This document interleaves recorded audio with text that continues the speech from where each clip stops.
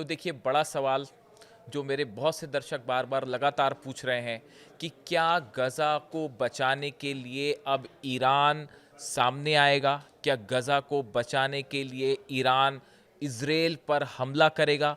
क्या गज़ा को बचाने के लिए एक बार फिर ईरान और इज़राइल में जंग होने वाली है? ये वो सवाल है जो मेरे बहुत सारे दर्शक पूछ रहे हैं। सोशल मीडिया पे लगातार इसको लेकर चर्चा हो रही है कि अब गज़ा में आगे क्या होने वाला है और क्या गज़ा के मुद्दे को लेकर ईरान और इज़राइल के बीच फिर से जंग हो सकती है।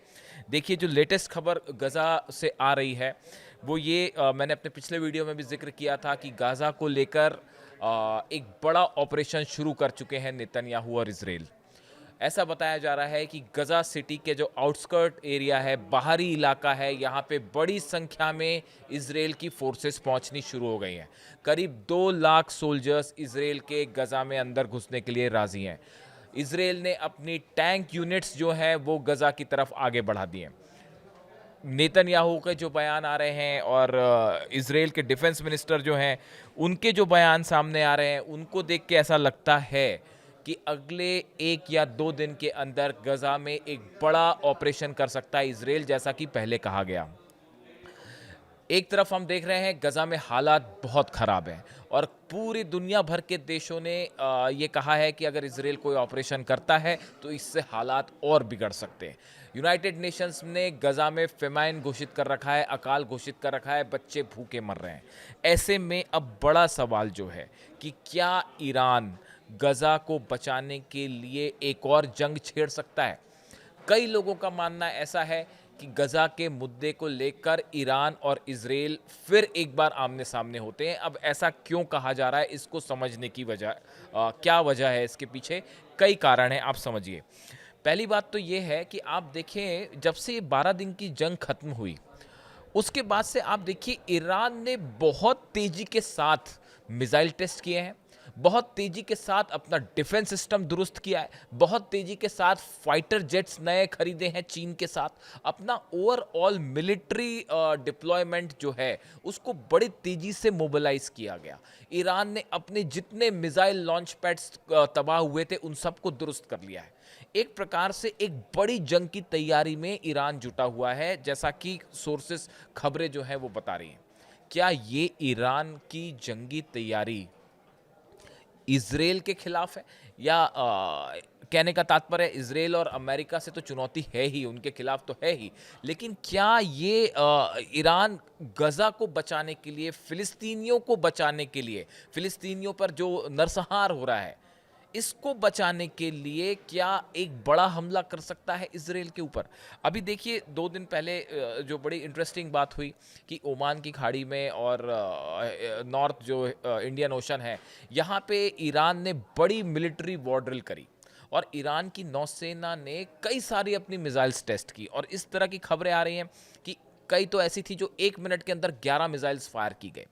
कई मिसाइल्स ऐसी हैं जो वहाँ पे ऐसा बताया जा रहा है, सोर्सेस से इस तरह की खबरें आ रही हैं कि यहाँ पे समंदर में ईरान की नेवी ने कई नई मिसाइल्स भी टेस्ट की है जो पहले ईरान ने कभी टेस्ट नहीं की थी। देखिए वॉर ड्रिल नाम दिया गया था, लेकिन ईरान ने अपनी कई नई मिसाइल्स का परीक्षण किया है कि क्या वो सटीक जगह पर जा सकती हैं। एक देखिए इसको आपको थोड़ा सा जोड़ के देखना होगा। ईरान के जो रक्षा मंत्री हैं अजीज़ नासिरज़ादे साहब, इनकी तरफ से एक बयान आया कि 12 दिन के ईरान इजराइल युद्ध में इस्तेमाल की गई मिसाइलें कुछ साल पहले बनाई गई थी। आज हमने पहले की मिसाइलों के तुलना में कई आधुनिक क्षमता वाली मिसाइलें बनाई हैं। ये मिसाइलें हमारे पास हैं। ऐसे में अगर ज़योनी दुश्मन फिर से इस कोई एडवेंचरिज्म करता है, साहसिक कार्य करने की कोशिश करता है, तो हमें निसंदेह हम इसका इस्तेमाल करेंगे। ईरान के रक्षा मंत्री का कहना ऐसा है कि अगर किसी भी तरह की कोई हरकत इजराइल की तरफ से होती है तो हमने नई मिसाइल्स डेवलप की हैं, नई मिसाइल्स बनाई हैं। क्या ईरान ने जो अभी वॉर एक्सरसाइज की, क्या उसमें इन नई मिसाइल्स को टेस्ट किया गया?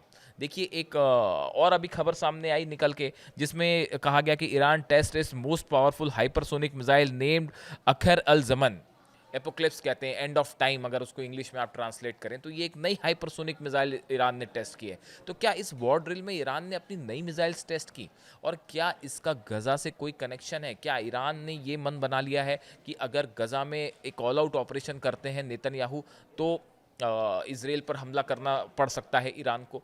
देखिए, अभी जो ये वॉर ड्रिल चल रही थी, जैसे ही ईरान ने अपनी ये वॉर ड्रिल शुरू की ओमान की खाड़ी में, और वो तस्वीरें सामने आई जहां शिप्स से मिसाइल फायर हो रही थी, उसके फ़ौरन बाद इज़राइल में अलर्ट घोषित कर दिया गया। पूरे इज़राइल की डिफेंस एजेंसीज जो है वो अलर्ट मोड पे आ गई कि कहीं ईरान की तरफ से कोई हमला तो नहीं होने वाला है। और जिस तरह से ईरान ने तेजी के साथ अपना मिसाइल प्रोग्राम आगे बढ़ाया है, वो उसको देख के पूरी दुनिया हैरान है। और देखिए, एक और नया बयान जो था, अभी थोड़े दिन वक्त पहले भी आया था, मैंने इस पे भी वीडियो बनाया था, कि याया रहीम सफ़ावी, ये जो साहब हैं, ये ईरान के आईआरजीसी के पूर्व एक अधिकारी हैं, और ईरान में इनका अच्छा खासा दबदबा है, प्रभाव रहता है। तो इनकी तरफ से एक बयान आया था, इन्होंने कहा कि we are not in a ceasefire, we are in a stage of war. No protocol, regulation और agreement has been written between the US and Israel. अब इन्होंने ये कहा, इनकी तरफ से ये बयान आया कि इसराइल के साथ हमारा कोई जो है सीज फायर का समझौता नहीं हो रखा है, कोई लिखित पेपर पे कोई समझौता नहीं है, कोई प्रोटोकॉल नहीं है, और ये कभी भी खत्म हो सकता है। इसको क्या इसराइल के लिए से एक सीधी धमकी माना गया, सीधी चुनौती माना गया?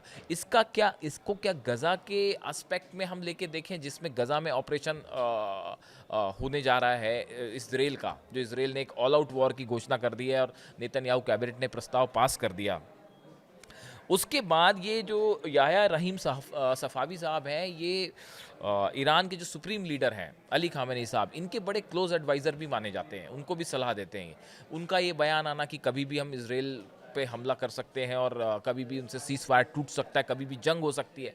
तो क्या इसके ये मायने निकाले जाएं कि ईरान ने एक मन बना लिया है कि अगर गज़ा में एक ऑल आउट ऑपरेशन करने के लिए इसराइल आगे बढ़ता है, तो उसको रोका जाएगा, उसको मिसाइल से जवाब दिया जाएगा? ऐसे कई सारे जो विदेश नीति के जानकार हैं, वो ये मान के चल रहे हैं कि ऐसा भी हो सकता है। हमने देखा कि पहले जब लिबनन पे अटैक हुए, हिजबुल्लाह पे अटैक हुए, और लगातार लिबनन में बमबारी हो रही थी, तो जब पिछली बार की बात है, 12 दिन की जंग नहीं, इसकी पिछली बार की बात है, ईरान ने 180 मिसाइल फायर की थी इसराइल के ऊपर। क्या ऐसा कुछ फिर से दिखने जा रहा है? क्योंकि देखिए, मिडिल ईस्ट में गजा पे कब्जा करना, एक इसराइल की तरफ से कहा जा रहा है कि हम हमास को हटाना चाह रहे हैं पूरी तरह से वहाँ से, लेकिन ईरान का ये कहना है कि ये एक लैंड कैप्चर करने का बड़ा प्लान है, ये गजा की ज़मीन को हथियाने का प्लान है इसराइल को, और इससे मिडिल ईस्ट पे बड़ा प्रभाव पड़ेगा। तो इसको रोकने के लिए क्या ईरान और इसराइल की जंग हो सकती है? देखिए, इसराइल की तरफ से जो बात कही गई है, इसराइल के जो डिफेंस मिनिस्टर हैं, उन्होंने ये कहा है कि Gaza city will be destroyed if Hamas does not agree to disarm and release all hostages. इन्होंने कहा है कि अगर हमास जो है वो पूरे अपने बंधकों को रिहा नहीं करेगा, तो हम पूरी गाजा शहर को हम तबाह कर देंगे। नेतन्याहू ने भी एक बात कही है कि हम जो है वो सीज़ फायर को लेकर हम तभी बात करेंगे जब पूरे बंधक एक साथ रिहा हो जाएं, और हमारी शर्तों पर सीज़ फायर हो जाए। हमास जबकि सीज़ फायर को तैयार हो चुका है, जो प्रस्ताव विटकॉफ ने सामने रखा था, अमेरिका के एनवॉय, उन्हीं से मिलता जुलता प्रस्ताव है, और इसमें कतर की मध्यस्थता है, और इजिप्ट की मध्यस्थता से ये प्रस्ताव पास हुआ, और उसके बाद जो बनाया गया, और उस पर हमास ने राज़ी हो गया, हमास उस पर साइन करने को। इन हालात में अब नेतन्याहू का इस सीज़ फायर की शर्तों को मना करना, क्या इसराइल एक बड़े ऑपरेशन का मन बना चुका है? अगर इसराइल कोई ऑपरेशन करता है, इस सूरत में अमेरिका की क्या भूमिका होगी? डोनाल्ड ट्रंप के peace prize, Nobel peace prize का जो प्रोग्राम है, उसका क्या होगा? उसको कितना बड़ा झटका लग सकता है? ऐसी बहुत सारे टेबल पे बहुत सारे, देखिए, अभी ऑप्शंस मौजूद हैं। लेकिन इन पूरी स्थिति में गज़ा में एक बात तो साफ है कि हालात बहुत ख़राब हैं, और इस स्थिति में ऐसा लगता है कि मानो जो वॉर ड्रिल्स ईरान कर रहा है, मिसाइल टेस्ट कर रहा है, डिफेंस सिस्टम, ईरान एक मजबूत रिस्पॉन्स के लिए तैयार है। अब सवाल ये है कि अगर गजा में सिटी पर अटैक करता है इसराइल, अपने 2 लाख सैनिकों के साथ अंदर घुसता है, जो टैंक्स हैं वो टैंक्स के साथ इसराइल अगर गजा में अंदर दाखिल हो जाता है सिटी में, और पूरे इसराइल में अगर कब्जा करने की प्लानिंग होती है, तो ईरान का रिस्पॉन्स क्या होगा। दो रुख हैं मैंने आपको बताए। कुछ लोगों का कहना ऐसा है कि ईरान अभी इस पे सीधा हस्तक्षेप मिलिट्री एक्सरसाइज नहीं करेगा, लेकिन कुछ लोगों का ये भी मानना है कि ईरान हमेशा से फिलिस्तीनियों के साथ खड़ा रहा है, हमेशा फिलिस्तीनियों की हक की बात की है और गजा में जो नरसंहार हो रहा है उसका विरोध किया है ईरान ने। ऐसी स्थिति में अली खामेनी साहब क्या फैसला लेंगे? क्या वो फिलिस्तीनियों के हक में एक बड़ी जंग के लिए भी तैयार हो सकते हैं या उसके आदेश दे सकते हैं? ऐसे कई सारे सवाल हैं जिसका जवाब अभी कुछ दिनों में सामने आएगा। लेकिन एक बात तय है कि गजा में अब आखिरी जंग की तैयारी शुरू हो चुकी है और इसमें कौन किसके साथ होगा। देखिए ऐसे ही हालात जो हैं वो हिजबुल्लाह के लिए भी हैं। हिजबुल्लाह से आर्म्स रखवाने की कोशिश की गई तो ईरान फ़ौरन हिजबुल्लाह को उसको रिस्पॉन्स किया और ईरान अली लारिजानी साहब जो एडवाइज़र हैं अली खामेनी के, वो फ़ौरन लेबनान गए, वहाँ पे उन्होंने मुलाकात की। ऐसे ही क्या फ़िलिस्तीनियों को लेकर भी एक बड़ा स्टेप ईरान की तरफ से देखने को मिलेगा? ये कुछ सारी चीज़ें हैं जो जिस पे असली रुख तब निकल के सामने आएगा जब ये साफ होगा कि क्या इजराइल वाकई अंदर जाने की कोशिश में शुरू कर देता है ऑपरेशन। देखिए आउटस्कर्ट्स जो इलाका है वहाँ पे ऑलरेडी फोर्सेस पहुँच गई हैं इजराइल की। क्या वो अंदर दाखिल होंगी? क्या एक बार फिर बड़े पैमाने पर ऑपरेशन, ग्राउंड ऑपरेशन होगा? 65 लोग पिछले हमले में मारे गए हैं गजा में, फिलिस्तीनी मारे गए, जो कि जिनका हमास से कोई लेना देना नहीं था। इन हालात में गजा में हालात बहुत ख़राब है और अब देखने वाली बात यह है कि क्या गजा को लेकर ईरान और इजराइल में एक ऑल आउट वॉर होने वाला है। इसका जवाब शायद अगले 2 या 3 दिन में मिल सकता है। इससे जुड़ी जो भी अपडेट होगी हम आप तक पहुंचाएंगे। Thank you so much.